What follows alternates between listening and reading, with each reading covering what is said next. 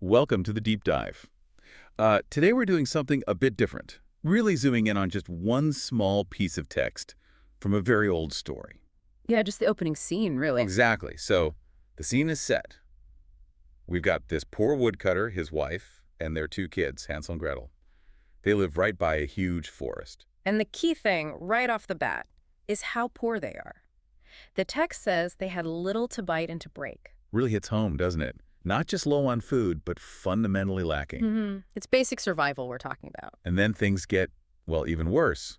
The story says, once, when great dearth fell on the land, he could no longer procure even daily bread. So this isn't just their problem anymore, it's widespread. A famine. Right.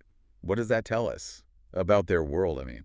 Well, it suggests things were precarious, you know? No safety nets. When things went bad, like a harvest failing, people were incredibly vulnerable. Yeah, you really feel that vulnerability with the woodcutter. It mentions him tossing and turning at night in bed, full of anxiety. You can almost picture it, the weight on him. And he says to his wife, doesn't he? Something like, Yeah, he asks, what is to become of us? How are we to feed our poor children when we no longer have anything, even for ourselves? it's just raw desperation, isn't it? Absolutely. A father's cry for help, almost. So our mission today for this deep dive is really to unpack this moment.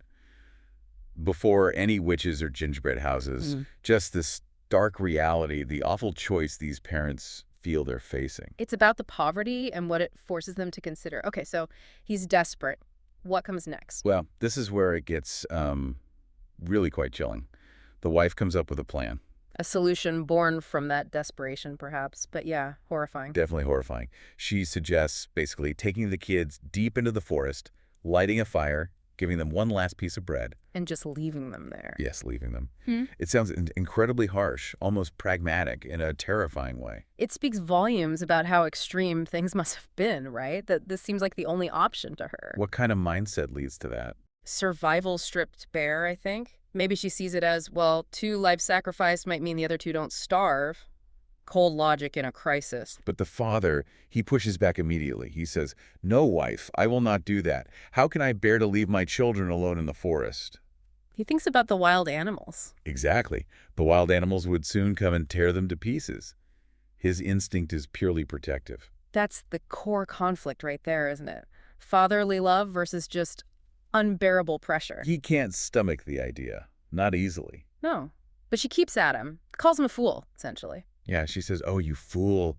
Then we must all four die of hunger. You may as well plane the planks for our coffins." Grim. Really grim.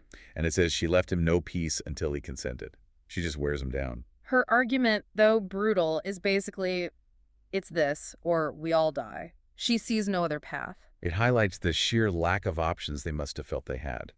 Total perceived lack of alternatives. And even when he agrees, you feel his pain. He says, "But I feel very sorry for the poor children all the same." He gives in, but his heart's clearly breaking. It shows it wasn't a cool decision for him, was it? It was forced by circumstance. Absolutely. Desperation, not lack of love. So recapping this opening then, the central dilemma is this awful choice driven by extreme poverty, the idea they have to abandon their children. And the father's struggle, his no, then his sorrowful yes, it just underlines the emotional horror of it all. While the mother presents this stark, maybe pragmatic, maybe cruel perspective, seeing it as the only way they survive. A chilling calculation in desperate times. So maybe the thought to leave you with is this.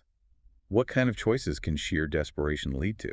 And how does this really old story opening still kind of tap into modern fears about survival? Yeah, and maybe what other hidden struggles, what difficult truth might be lurking just beneath the surface of stories we think we know so well.